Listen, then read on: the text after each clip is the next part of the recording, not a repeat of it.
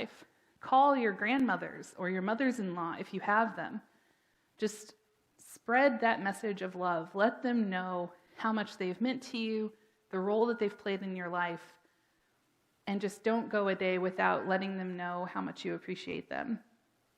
So I would encourage you to do that, and a super special bonus challenge would be to talk about something other than coronavirus. So I hope that you will take some time for that, find some space in your mind and your heart for that. So now we're going to be hearing from a very proud mama who is, of course, away from us this week.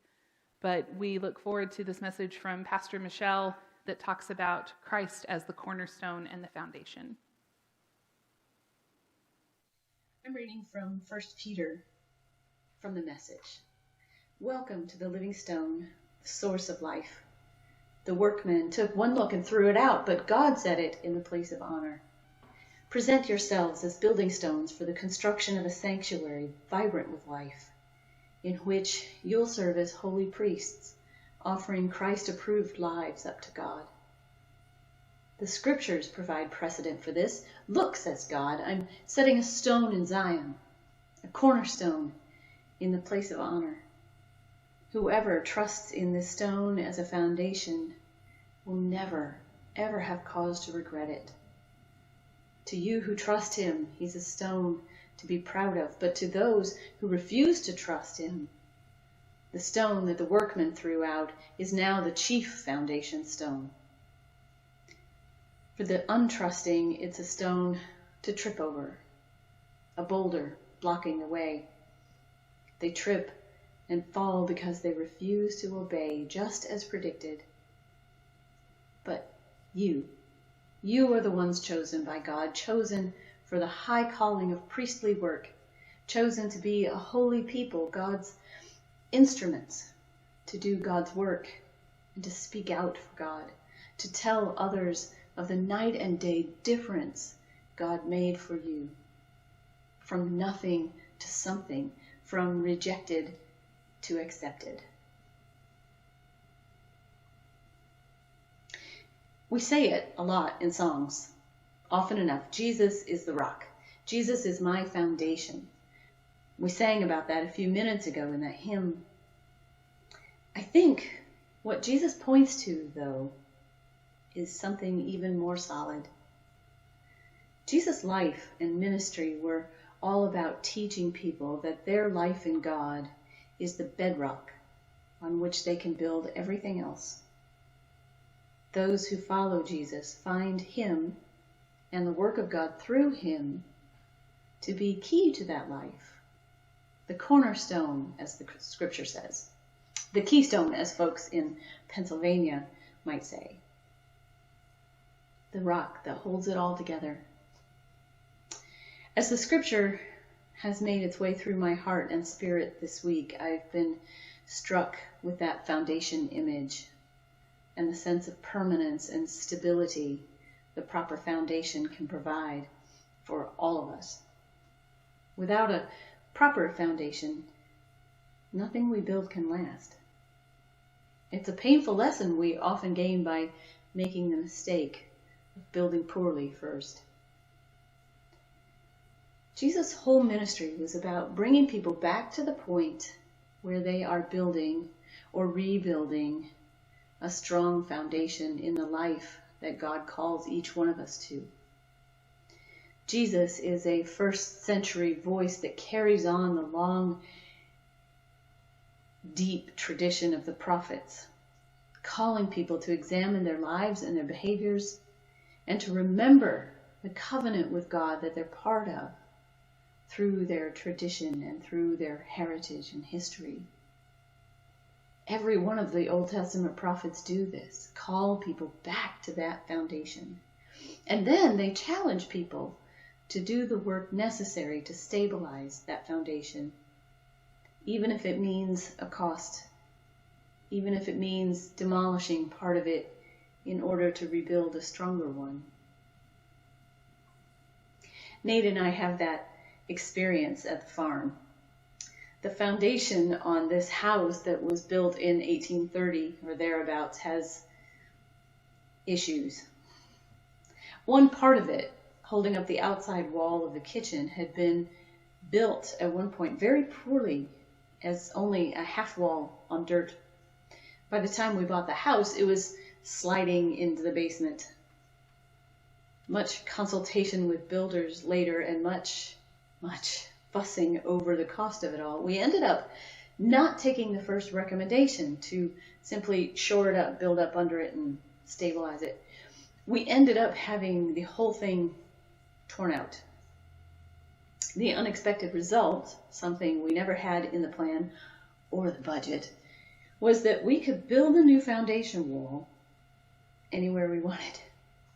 So suddenly, with one decision, with one commitment to dive in and pay the price, I am going to have a kitchen that I could only have had in my dreams before, and without fear of it sliding into the basement.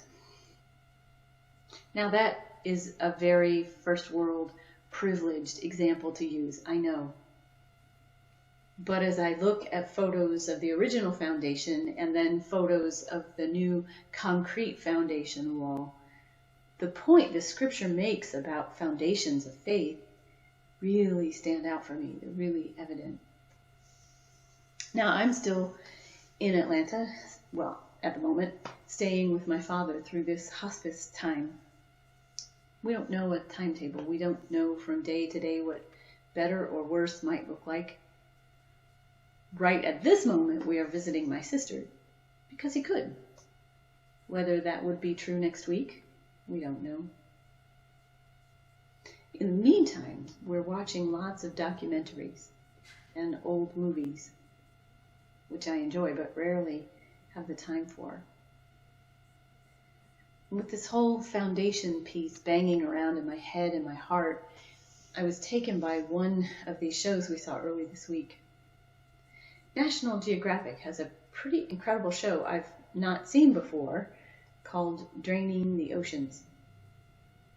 They use archaeological and topographical data along with 3D imaging and quite a bit of CG wizardry, and they take sites or objects and they melt away visually the water or the dirt around them to expose what's underneath, to expose the structure or the thing they're looking at. It's fascinating. So early this week, an episode on Port Royal caught my attention. Port Royal in Jamaica is the pirate port you've heard about in song and story in the Jack Sparrow saga of the Pirates of the Caribbean movies. Port Royal, extremely wealthy, extremely libertine, pirate hangout, black market center, Sin City in much of the writing of the late 18th century. It was a wild place, and it disappeared suddenly one day because it was built on a sandbar. Large stone buildings, streets, and a heavily armed fort just disappeared, taking thousands of people with it. An earthquake, followed by a tsunami, amplified in the harbor the port was built in, leveled the port and sank most of it. It did not stand a chance. Built on sand in very deep water, which is what made it an ideal port to begin with, meant there was no shelter. There was nothing to mediate the forces of nature that attacked it. It does feel like earthquake followed by tsunami times right about now, doesn't it? The shutdowns continue. The schools aren't reopening. We have no idea when churches will or how that will look. Thousands of people are still dying every single day from this virus. Thousands more are suffering because the medical community is overwhelmed with virus cases. Food supplies are out of whack. Hoarders are still happening. Politics are off the rails. Domestic abuse cases are up. Missing persons numbers are climbing. And racism seems to be threading its way through all of this in insidious and powerful ways. Murder hornets are real. Ruth Bader Ginsburg went into the hospital. And add to all of this each of our own life situations. My dad is in hospice, for crying out loud.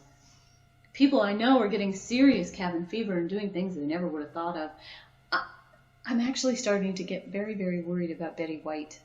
I think we need to wrap her in bubble wrap. Well, maybe to make it through all of this for the long term, we need to do some foundation work. That is rarely fun or very easy, and it may carry a cost. You don't see the foundation in the finished project, usually. The farm kitchen and I can testify to all of that.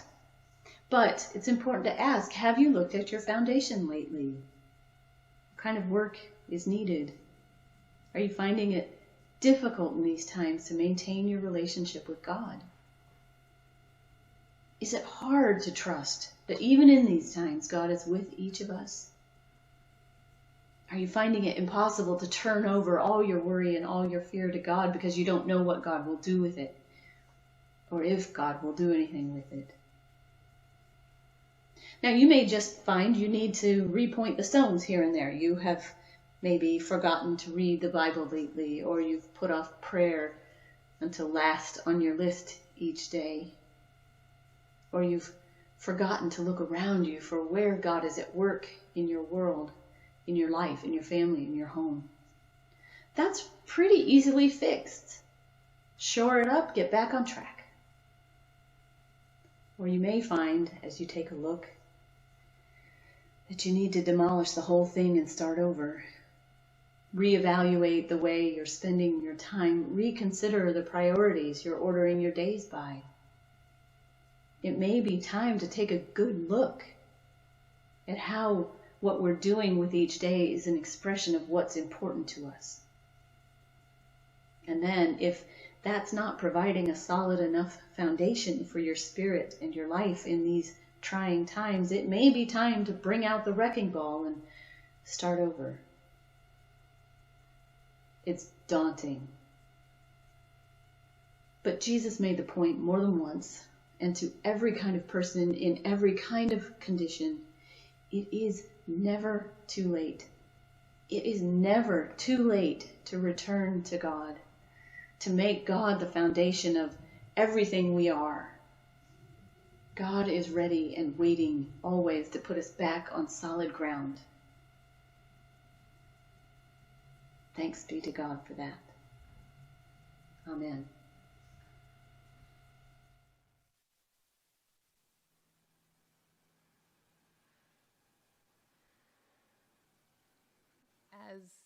As always, we are so thankful for Michelle for her leadership and her presence, even if she isn't physically here.